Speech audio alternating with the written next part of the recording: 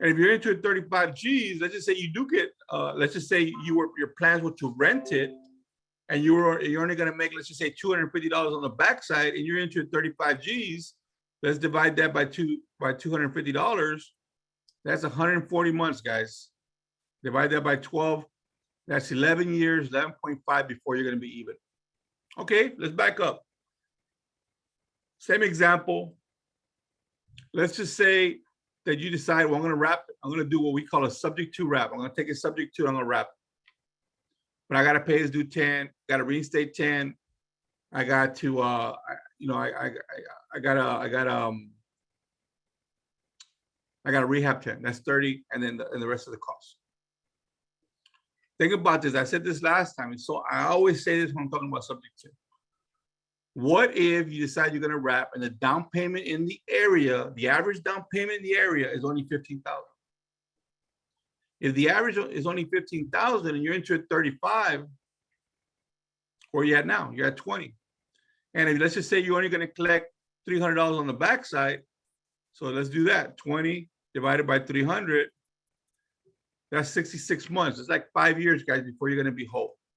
And keep in mind, if you wrap it and that person doesn't pay, you still got to pay the underlying lien. What if they destroy the home? What if you got to foreclose? So you got to be real careful. You have to understand that you can't get over leveraged on these properties. So let's back up a little bit now. Let's back up.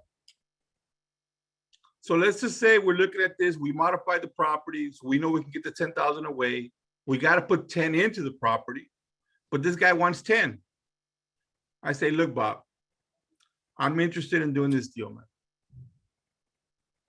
but I can't give you $10,000 up front, man. I'll do it, but I can't give you the 10 up front. Now, I'm only going to do this if I want the deal. Your property is about 10 in rehab. There's 10 in reinstatements. It'll cost me some money to try to get that worked out. You want 10, I can't do it. I'll tell you what I will do. Let's do a subject to, and let's secure your $10,000 with a silent second.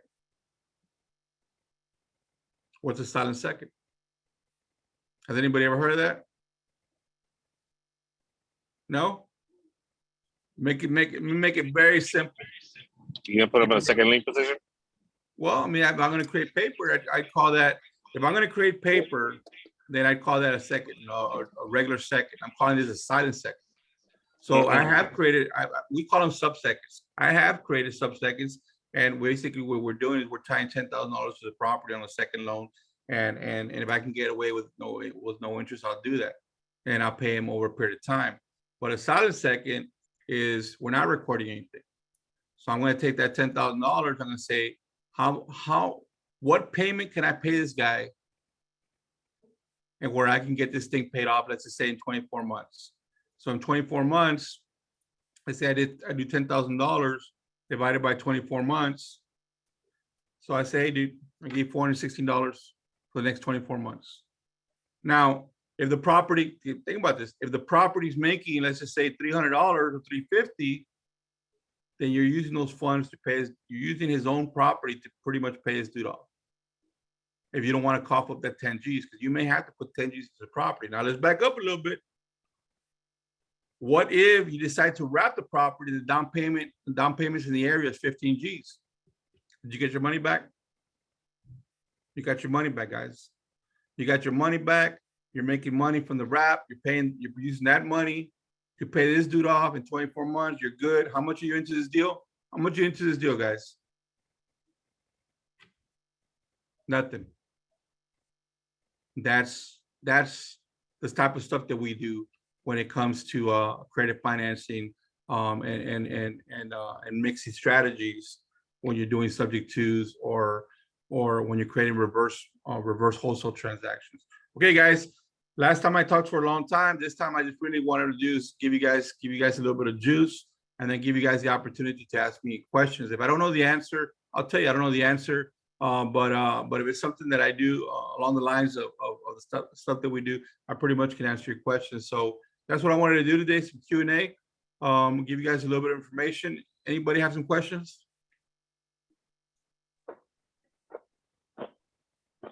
Bob, what is it, Bob? Hey, thank you very much. So how long have you been doing this? I missed if you told us in the beginning, I apologize. So in 2003, I got into the mortgage business, and I ran some mortgage shops. I ran pretty much did a lot of govy loans, and so I dealt with a lot of investors back then, and I did some investments for myself, but I was mainly constructing deals and being real creative at it. When the market tanked, I facilitated a lot of private money. So I facilitated a lot of private money for investors. So I was the intermediate. So I was being real creative, putting deals together for people. And then in 2012, because I had lost everything. From 2008 to 2010, I lost everything I had gained, and during the boom. And then I created HBHS, and now we do it for ourselves. So I've been, I don't know, man. People ask me this question, and I want a big part of me wants to say I've been doing this since 2003. But if I had to say, hey, I've been going 100% for myself, HBHS, I'd have to say 2012. 10 years is still, I mean, that's impressive. And so my question is, why would somebody that has, $15,000 to put down, $20,000 to put down, take on a 9% interest rate? That's a good question. So you have to keep in mind that there's a lot of people they're not in a position to get a loan with a bank, and so you guys as investors, you have to be real careful who you sell to. So let's talk about that for a second. That's a really good question. I get a lot of individuals, and I've sold a lot of properties to individuals who somehow or another come up with 10 or 15, 20 G's. And it's real easy to be like, I'm going to sell to them. As the years go by and you do a lot of deals, you figure out you got to pick and choose who you want to accept that 10, 15, 20, 30, 40 G's from. Because did they earn that money? And do they have the funds to go forward? Or did they get that money from the govy? Or did their mama leave that money? And then they're going to be paying you later every single month. That's the first thing. The second thing is, here at HBHS, I deal with a lot of foreign nationals. A lot of individuals who come from Mexico, and they're like, man, it's pretty much like a referral thing now. Like I can email some of them and say, hey, we're getting you home here, on the north side of San Antonio. These are the numbers. We send all the photos, and they got somebody back in Mexico that wants to move here and buy a home. You have to keep in mind that they can buy even if they don't have residency, they don't have a U.S. citizen, they're not U.S. citizens. They can buy with a green card, brother. Anybody can buy. You just gotta have the right attorney to draw up the paperwork. And the reason I love to sell to them is, one, they always pay on time, bro. They always pay on time. I don't know. For us, our experience, we went through the COVID. We had one person. We had 89 properties at the time. We just had one bad low.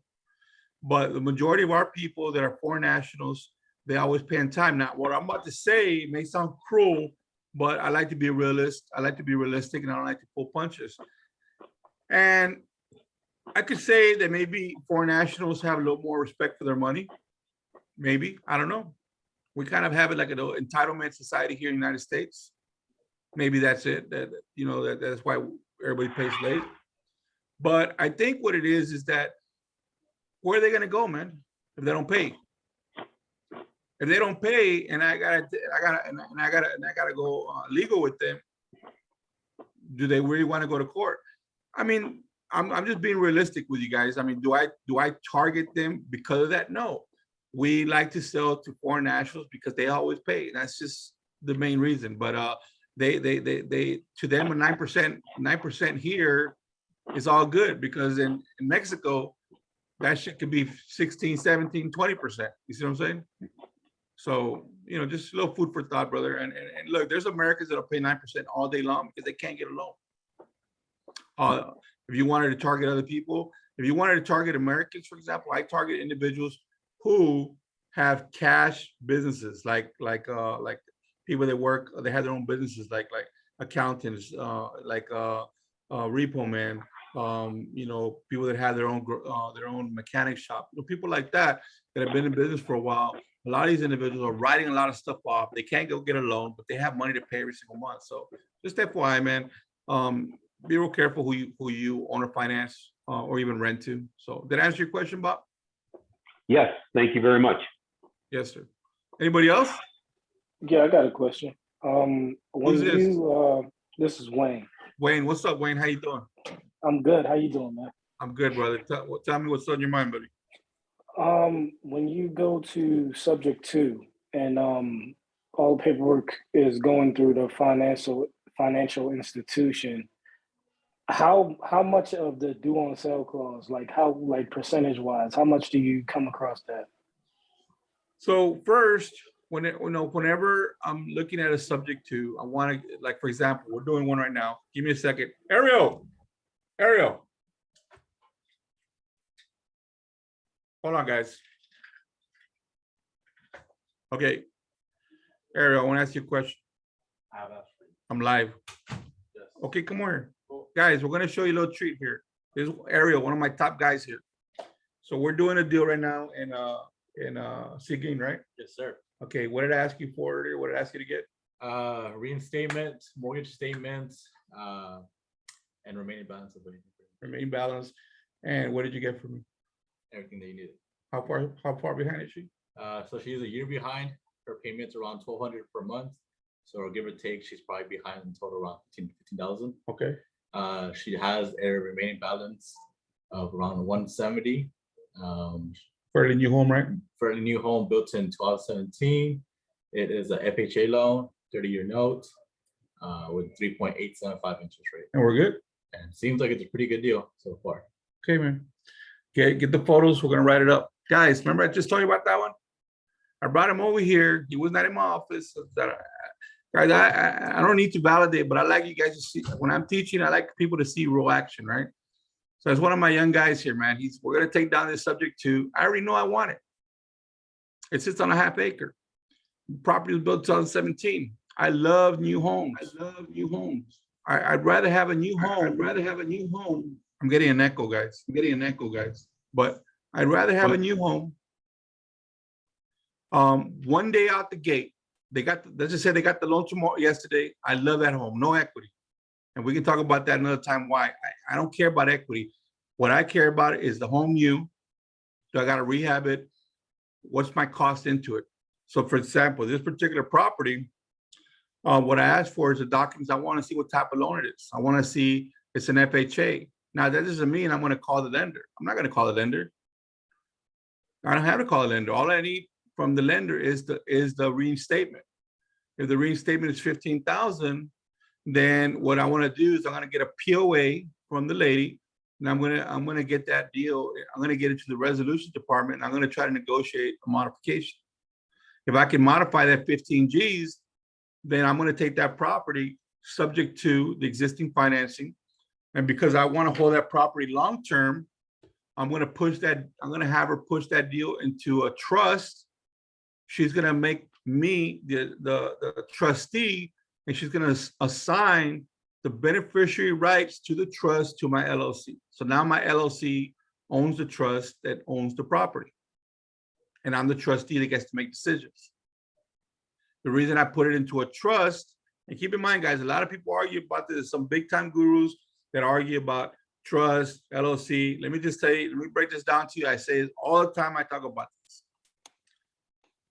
If you have not done a lot of subject twos, and you have no experience with sub two, and if you're talking to an attorney that tells you it should be trust, it should be sub two, you know what I say? How many do you own? I get it, man. You can write paper all day long, depending what side of this table you're on. You're going to say the other side's wrong. But how many do you own? How many lenders have you dealt with? How many insurance companies have you dealt with? How many bankruptcies have you dealt with? How many foreclosures have you dealt with? How many due on sales have you dealt with? If you don't know, you don't know, because you haven't done it. So when you've done it a lot of times, you know this. If you push a deal into an LLC and you get a POA, and that individual dies, that POA is no good, guys. that individual gets lost on you 10 years from now, you're trying to sell the property for some ungodly reason, the title company saying, hey, we need to verify this POA for this dude, and you can't find him. Guess what? Where are you gonna be at on that? Dealing with his heirs? So we only put properties into LLCs when we're doing short-term transactions up to 3 years. And if we're gonna go long, we're gonna put them into trust because I've become the trustee. As a trustee, the trust don't die. So it doesn't matter whether the PA goes away. Now, to answer your question, Wayne, on the due on sale don't scare me one bit, man. I've had 2 calls on me. I won't go into why unless you guys want me to, but it don't bother me, man. You got to make sure the payments are being made. Look, whether you're going into a trust, your name, or an LLC, the risk is the same for all 3, man. But what I like with being in a trust is that I've had lenders send us the acceleration clause, and I'll call them and I'll submit the trust documents, and I'll be like, what? And I'm real aggressive, guys. I'm not passive at all. I'm like, what's the issue here? Well, we see the deed change. I get it, man. What's the issue? Well, the owner changed. I get it. What's the issue? What are you talking about? Do you realize that the owner can create estate planning? You have to understand the people you're talking to that are listening, they're talking to you 9 times out of 10, they're making decisions, man, or a manager's making decisions. They don't understand that they need what they need to ask. They need to ask, well, has the owner of the property signed out their rights to the trust? They never ask. They don't know. But as a trustee, what I tell them is, look, XYZ person is indisposed, has chose to put the property in trust. We're administering the trust so the payment can be made. What's the problem? And I've gotten to back down every single time. And guys, as long as you're making the payments on time, you shouldn't have a problem with a lender, man. I'm not going to sit here and guarantee that it won't happen. We got two deals accelerated on us back in 2017. We just paid them, but we've had a lot of experience since then dealing with the due on sale, and even dealing with a due on sale where we wrapped the property out of a trust, and the lender got really I mean, they wouldn't get off the acceleration clause. So what I did is I just undid the wrap, and I put it back into the trust.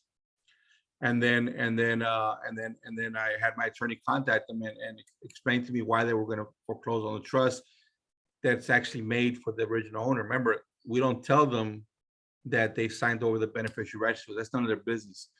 So, you know, brother, as long as you're making the payments, you know, like I said, I can't, don't take, you know, don't take this to heart, because it could happen. Anything could happen. But I mean, we own a lot of these things, man. And you know, I've had 2 called on me. The only 2 that I've ever had called on me were in LLCs, and we had them over 5 years. So I just, you know, I've had a lot of experience. I just feel that if you're going to go short term, put them in LLCs. It's much easier to sell. If you're going to go long term, put them into trust. Hope that made sense, guys. Any other questions? Wayne, did I answer your question? Absolutely. All right. Absolutely. Thank you. Yeah. Who else has a question? I got a question, Uncle Charles. Who is this? So, this Cecil Perkins. Cecil, what's up, man? How you doing? Good, bro. I'm good.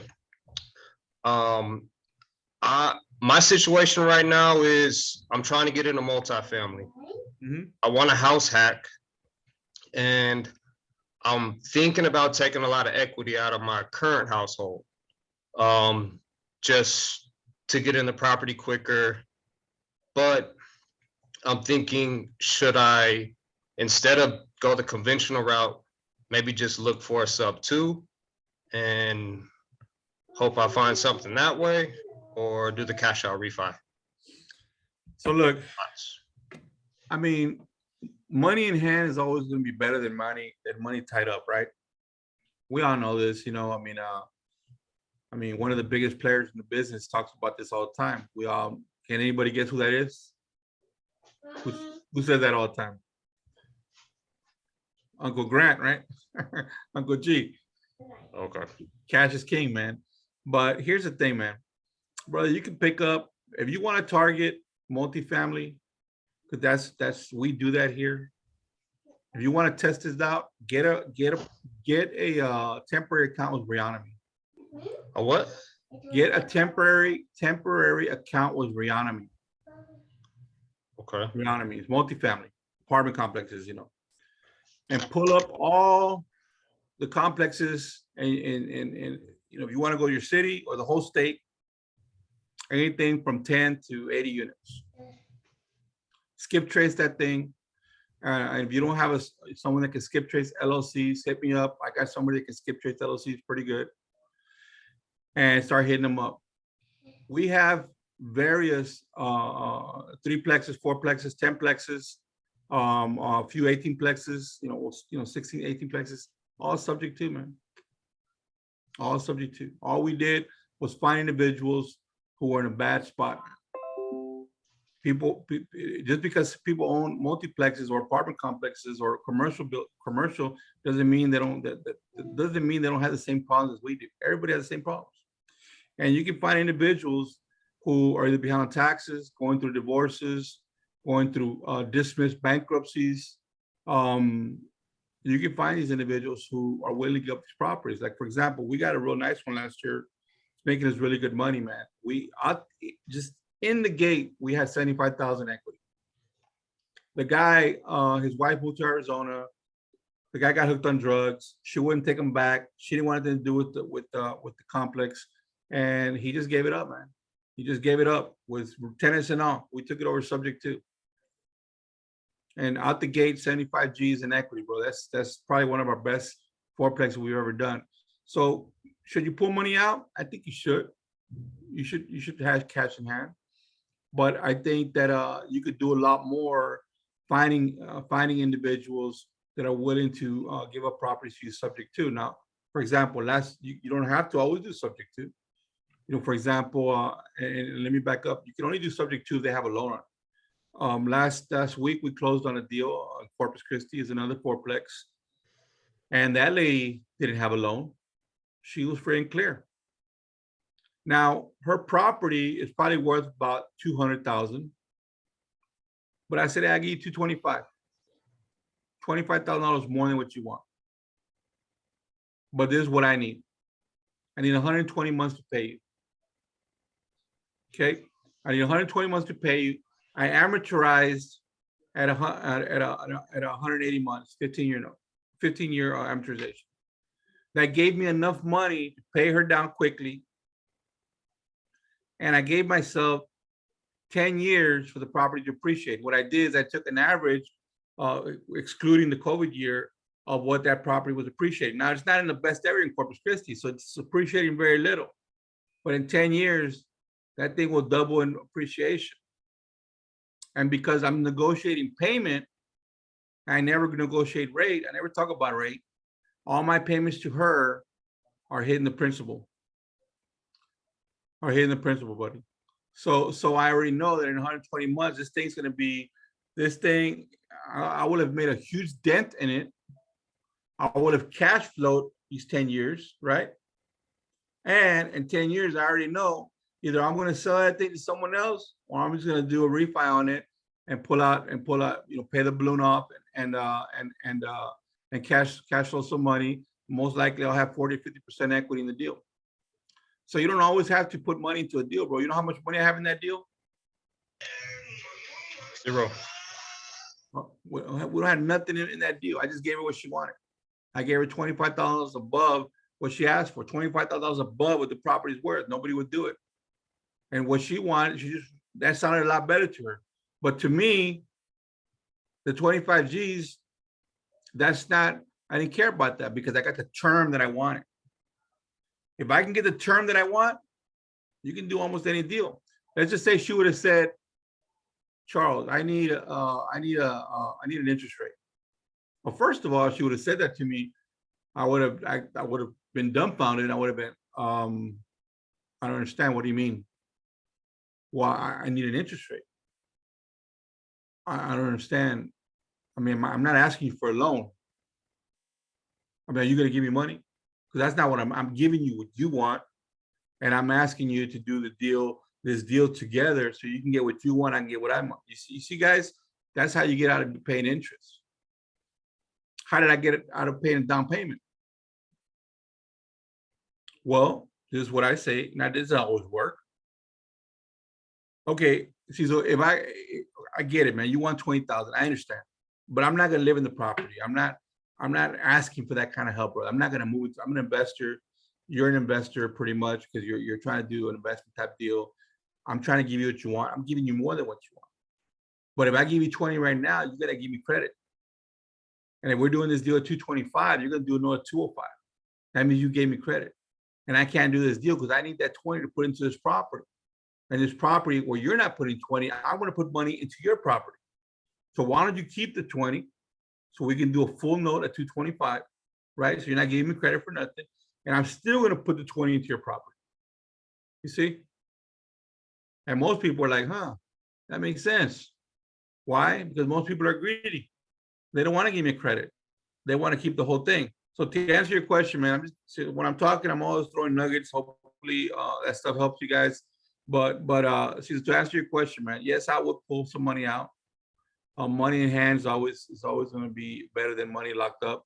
But you don't. At the end of the day, if you find the deals, if you find the right deals, man, the money that you're going to have in hand is only going to help you do those deals a lot easier. Does that make sense? Yeah, it does. It does. I guess I'm more thinking speed. I'm in San Antonio like you, and I see the prices going up rapidly, and I want to get in earlier, better than later. As well, I was thinking, yeah, do the conventional, but I mean, you could. I mean, look, man, I won't say his name, but the other day when we had the association meeting, a young man that I haven't seen in a long time, he came, and I did his first deal when I was a lender. He got a fourplex. He moved into one of them, and I got him a loan. And then he rented out the other three. Now he lives somewhere else, and the thing's fully rented out. But I mean, you could do stuff like that, man. But like myself, we run a lot of paper through here. And my credit scores, if I was going to get a loan, they fluctuate between 680 and 725, 680, 725, depending on what I put on my credit. But my problem is this, man. I don't have the time, like me. I don't have the time to show a lender where all my money's coming from. I've done loans. I know how long that shit takes. So I don't focus on getting traditional loans. If that's what you're looking to do, I don't have nothing against it. I think if you can get a traditional loan, you should go that route. My focus is, can I find individuals that have issues that are willing to do the deal that I want? And they're willing to do the deal that I want, and I can do or get close to the deal they want, then that's even better. We own almost 100 properties here, so I don't have one loan in my name, but one, which is my primary mortgage. But I don't have one loan in my name. They're all in trust. Some of them are in LLCs. We have deals in Killeen, in Gageville, in El Paso, Laredo, Corpus, Houston. You're gonna find deals everywhere. So especially because you're already in the business, you're gonna find deals. Maybe San Antonio is not the place right now. We're from San Antonio, but most of our deals are not done in San Antonio. Most of our deals are done in Dallas, Fort Worth, Houston, Florida, because it's getting a little tight here in San Antonio. right. Okay. Well, yeah, that makes sense, and that helps, Uncle Charles. Appreciate that for sure. Look up Reonomy, man. Reonomy. Get a temp. You can do what they call those temporary access, and pull a lot of information. That shit's expensive. I think it's like $3,000 a month. Sometimes I get it for a year. But if anything, man, you guys got a good community here. Get about 4, 5, 6 you guys together, man. Everybody throw a nut at that thing. Now you got access, and then everybody gets access. You get access Monday, he gets access Tuesday, Wednesday, Thursday, and now everybody's pulling lists. Guess what? You just shared the cost for that awesome program. Reonomy is awesome, man. And when we're pulling data for apartment complexes, we have a pretty good understanding with them. So I can just call them and pay them a fee, and they'll give me access. But if you guys want to get access to that, I would put a few guys together and do that, man, because it's a really strong program, man, for multifamily. Good. You get all the data. That's what I'm trying to say. You get the owners' names. the LLCs, it gives you everything. Anybody Yeah, else have a question? yeah, if you have time, I wanted to ask. Well, I'm kind of working the subject to deal. Well, I was working with it, me and my partner, but we just didn't really know how to work it. I still talk to the seller here and there. Is there a way that I could contact you to where we could like talk more on the deal? Yeah, so I do my best to help out, people that need help with deals. Now, keep in mind, when I talk real fast, and usually if I'm on the phone with somebody, it's really, really quick. I'm like, so I don't have a problem. The reason for that is because I run a big operation here, and we run at any given time, there's like 80 contracts going through this office. It doesn't mean we're closing 80 contracts um, a month, but we have in the pipeline constantly an average of 80, 70, 80 contracts. So really, really always busy. I will ask you a question real quick. Maybe we can help you right here real quick. What is the issue with the property? So the quick questions is, what's the balance? What's the reinstatement? What type of loan is it? And what's the age of the home? Well, it's a seller finance, so it's free and clear. Okay, so that's not a subject to. Yeah, it's not subject to no. No. Subject to is when there's a With the loan. mortgage on it, a loan on it, and Yeah, so it's seller financing, so we're free and clear. So let's talk about that. What's the ARV on that property? the ARV is, I would say, it's kind of hard to comp it there because most of the properties like it has already been converted to condominiums. It's in Ocean City, New Jersey. So it's like a real hot rental market. It's like 3 blocks from the boardwalk. It's a beach. It's like roller coasters, a lot of amenities there. Is It's this an one, 8-room property. can you convert this one also? Yeah, you can convert it. He was Okay. saying one of the buyers wanted to convert it. One of the buyers that was interested in it.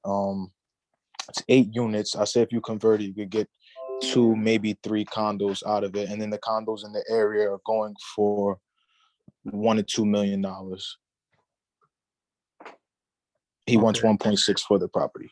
So it's 8 units. So first of all, let me ask you a question. Are the units are they filled? Do they have tenants?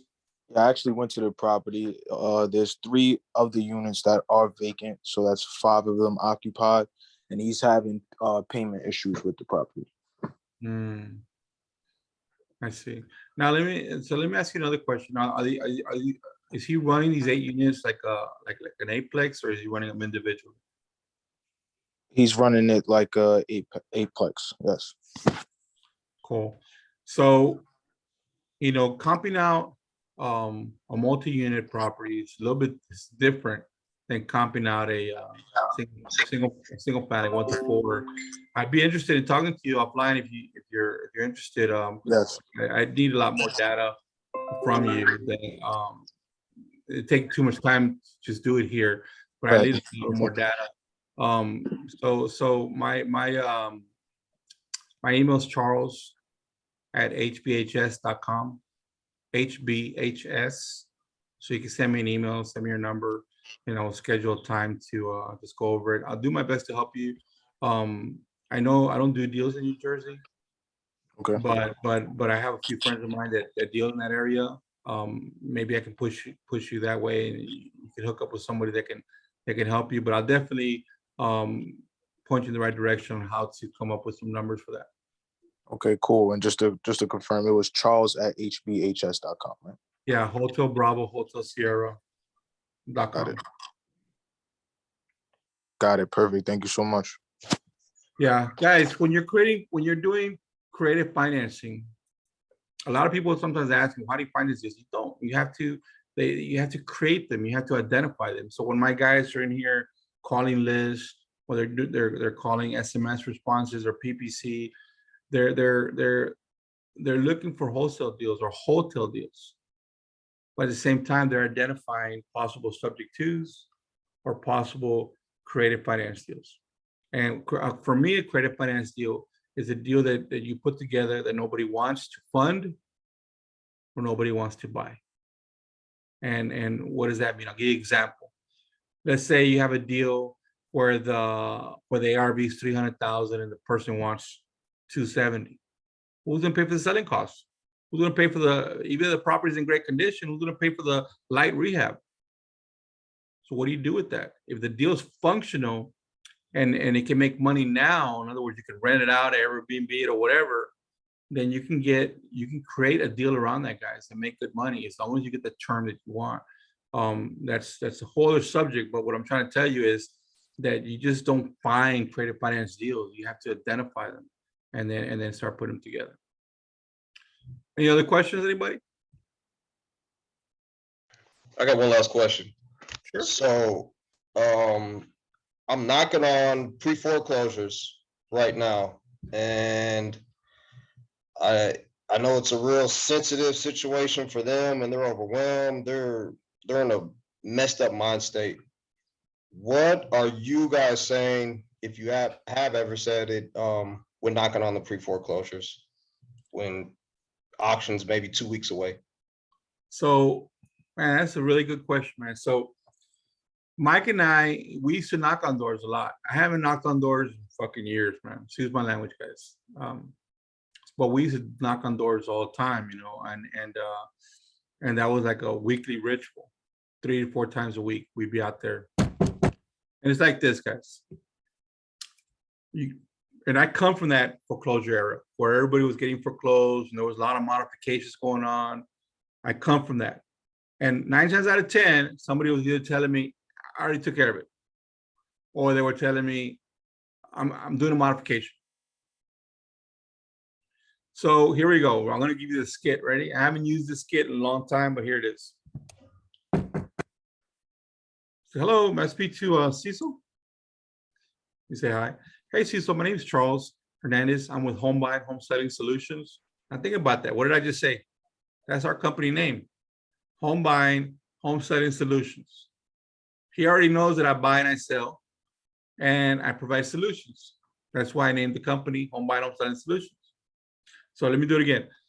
Hi, my name is Charles. I'm with Home Buying Home Selling Solutions. Hey, look, Cecil, I get it. I don't want to bother your day here, but I'm not sure if you know this, man, but your property is on some type of list here at the courthouse. And I come out really, and I just talk to homeowners that find themselves behind on taxes or whatnot.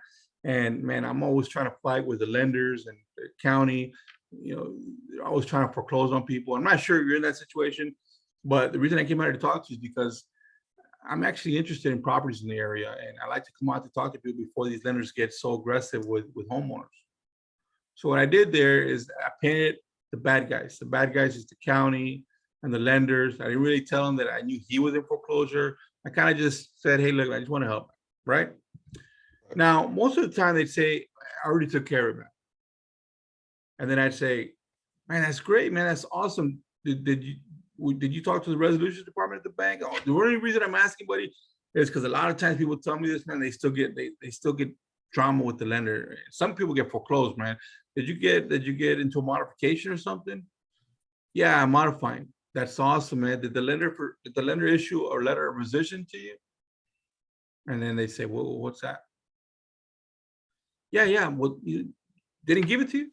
Well, look, let me explain. You got a few minutes, brother? Let me explain something to you. Look, you have to know what's going on with these lenders, man. They got CSR, they got resolution department, they got the service department, they got the foreclosure department, and that foreclosure department, they usually have contracted an attorney outside of their system. That train is moving. If you can't get the resolution department to get your letter of rescission to stop the foreclosure, man, that train is still moving, brother. And I'm not sure if you're foreclosure. I'm just saying the only reason somebody will get into a modification is probably because they're having a little bit of trouble with the lender. But I'm willing to help you if you want. Hey, by the way, have you gotten the letter of reinstatement yet? Well, what's that? And then I explain the letter of reinstatement. And then I say, look, I tell you what, man, let's sit down, man. Let's call the lender, man. Let me help you, man. And most of the time we'd sit down with the homeowner. I'm on the phone with the lender, and then I'm talking to the lender. I'm asking all the right questions. I'm asking, where are we on this loan? How far behind is he? Is the foreclosure still moving? Has the resolution department stopped the foreclosure? And they're listening to all this stuff. I hadn't even talked about subject 2. I hadn't even talked about buying the property. What I'm talking about is, how can I help you, man? I'm letting them listen to what's going on. Now, they said, for example, I already filed a modification. Oh, that's awesome, man. Hey, did you get the letter of rescission yet? That's important. You know what that is, right? No. You see, guys, by knowing information, and being able to be, I'm not trying to overcome his objection. What I'm trying to do is give him information that he doesn't have, that will help him moving forward. Now, sometimes you end up helping the people, and that's good. Sometimes we get on the phone, the bank's like, yeah, we'll go ahead and issue a letter of rescission to stop the foreclosure, and that's great, man. And then sometimes what ends up happening, those same people get into the same problem, and guess what they're gonna call? They're gonna call you. So, to answer your question, that's pretty much the skit that we used to use, man, when we're door knocking, especially on foreclosures. That's the skit that we use, brother. Okay. And it's either one of those two things. I already took care of it. Oh, did you get a modification? And then, hey, did you stop the foreclosure? Because you realize, hey, did you get the letter of reinstatement? Or if they said, I filed for modification. Okay, did you get the letter of rescission? So you're basically giving them information. Hey, you said letter of resumption, RES. I always pronounce the word wrong. I'm gonna send me a message on Messenger, and I'm gonna get you the name of the correct spelling of that what you need to be asking the resolution department. Cool. I appreciate that. I will suggest to all you guys I would suggest you get familiar with modifying properties. I posted not too long ago that I recently modified a few properties for some people just to help them. I didn't get the deal, but what I wanted, the reason I did it, and I put it out there on Facebook, I said, hey, if somebody needs help modifying, please hit me up. What I wanted to see was the different programs. I wanted to see what FHA was doing. I wanted to get on the phone with a lender who's modifying VA loans. I wanted to get a loan on the phone with lenders that are modifying FHA loans. I wanted to see what they were talking about, what they're doing, because I already know that when these foreclosures start coming up, I don't want to pay, $18,000 reinstatements. I want to modify properties. I want to modify these loans so that I can drop the interest rates, extend the terms, push the reinstatement to the back. And if I can get into that deal with nothing out of my pocket, then most likely what I'm going to do is not wrap those properties. Most likely I will rent or Airbnb those properties if they're in good areas. Why? Because guys, if you wrap properties, you lose the appreciation. But if you rent or Airbnb properties and you hold them for 10 years, then you capture all the appreciation. So little things I'm sure you guys know already, but I'm just throwing them at you. Get familiar with learning how to modify properties and the different modification programs for FHA, VA, conventional, and USDA loans, guys. Anybody else?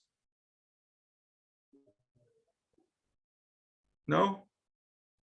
You can ask me anything, guys. We do a lot of deals here. Hey, I just wanted to say, man, that's fire content, man, and you just touching the surface of it. So I appreciate you, man, and thank you, man.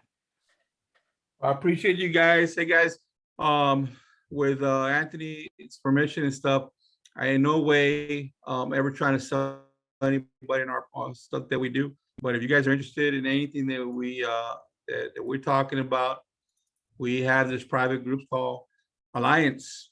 And Alliance is where we do a lot of these. We drop a lot of stuff, guys, a lot of stuff. And we drop a lot of knowledge in there. And if you guys are interested in that, you definitely might want to join that. I'll give you a little taste right now if you guys want. Let me show you real quick. So I recently posted this in Alliance. Let me show you here. So this right here, I did a creative breakdown. As you can see here, goes on and on and on. It talks about why you would consider, here's some of the people here. It talks about why you would want to do a sub 2 versus a wrap, or why you put credit finance two together, what to look for. Like, for example, like on this deal, I'll just break it down to you real quick. A lady asked on another credit financing platform, she was talking about the owner had wanted 275 with an $1,800 rent payment. And so, of course, that's not enough information. So what I put on here was like, man, in my mind, guys, this is what goes through my mind. That's what I'm telling my people here. This is what goes through my mind when I'm looking at a deal. Now, all this happens quick, guys. It's happening quick. And we're moving quick. Like, for example, the first thing I'm asking is, if I'm gonna ask the owner is there a loan? I'm looking, what's the RV? What's the condition of the property? What is the estimate of the rehab? Is the home functional or not? Can we make money now? Is the home rentable? Can we make money now? How long are we gonna be down if we can't make money? What is the holding cost? What are the rental comp? Will the rents cover the PITI? Will I have an ROI? Can I turn this into Airbnb? And it goes on. These are the stuff that's going through my mind. For example, are there any big box stores around? Why is that important? It's important because if I want to wrap the property in the future, I want to make sure that, that's what families are looking for. They're looking for good schools. They're looking for no crime. They're looking for big box stores around the area. If for example, like right here, is a property in the flood zone. If I'm buying near Corpus Christi, do I need windstorm? Think hurricanes. If I'm buying in Cali and I'm gonna buy a property over there, think earthquakes. What kind of insurance do I need? If I'm buying by the Mississippi, think floods. If I'm buying a Hurricane Alley, think tornadoes. You got to think about a lot of stuff, guys. Are there any leads, HOAs? Are there any heirs? Was there a probate? How many heirs do I got to track down? So this is the type of stuff that we go over with individuals when they're getting into trying to do a portfolio, whether they're trying to portfolio through credit financing, through traditional financing, through private financing, or through subject twos and whatnot. If you guys are interested in that, I invite you to check us out. And that is Alliance. You can take a screenshot if you guys want. And that's what we do in there, guys. Any questions? Everybody good? Okay, guys. Share the details of the private Facebook group, please. What's that, bro? Share the details of the private Facebook group that you said, Alliance. So this is not actually a Facebook, guys. This is another platform that's called Band. And in the Band, what we do, here's the link right here, Alliance link. What we do in there is we go in there every single week, and it's either me or Mike, myself or Mike, and we spend an hour and a half. And we just drop knowledge on particular subjects, when it comes to what we do. Now, we also have a lot of information in there that people can watch and download and watch videos. And we also, it's much like what you guys do here, but it's our group, and I'm here with the Hive to share some of the stuff that we do. And if I can help you guys do deals, then great, Uncle Everybody Charles, good? I got one more question. I got you. Thank you. What's the question? Hey, you told me you were really good at locating LLC owners. Yeah. You said you kind of specialize in that. Can you elaborate on that and how? So, okay, so there's many ways to do it. When I pull a list of LLCs, I use somebody from overseas that skip trace all this stuff, so they will get us all the data. Now, I have access to LexisNexis and TLO, so me finding somebody is going to be a lot easier than someone else. So yeah, it's I mean, those tools are very those tools are, I mean, something that, if you're trying to find people, you can't really it's going to be hard for someone to compete when they're trying to use Open Corps or the SOS entity or stuff like that. When you have access to those type of systems, you can pretty much find people pretty quickly. Now, I don't abuse those systems. A lot of people use those systems. They run a lot of data, and they get discontinued. We try to keep it at a minimum, man. We run maybe combined on both systems, maybe 20, 25 searches, and we're real particular in what we do. So that's how we find a lot of these people. I mean, you could use other softwares, but that's how we find. The credit bureaus use LexisNexis to verify their information. So just to give you an example, you can pretty much find anything, anybody. Okay, got you. Guys, any other questions? No? Okay. Hey, Charlie, how often are we gonna do these calls with you guys? I'm not sure. I'll get with Frank. I'll talk to Frank and he can get with you. And but when I do come on, just know that I'll do my best to always drop as much fire as I can. Yeah, man, awesome. We appreciate it, man. I just don't want you to feel like you have to cut short. I know everybody's super busy, especially you, but if you ever have a little bit extra time, man, just feel free. I get it, man. The other day I went kind of crazy on stuff, but yeah, I gotta get back to the hustle zone here. We call it the hustle zone. We have a you've been here to my office, man. Heck yeah, beautiful. Yeah, so we got quite a few guys popping deals today, so I gotta get back in the trenches. Boom. You're always working, man. I love what I do, man. So okay, guys, you guys don't got no questions. Alejandro, what's up? You guys don't got no questions. I'm gonna call it. Everybody good? Appreciate All you, right. Charles. Thank you, Talk to you man. later. We appreciate you, brother. See you soon. Thank you so much. Bye-bye.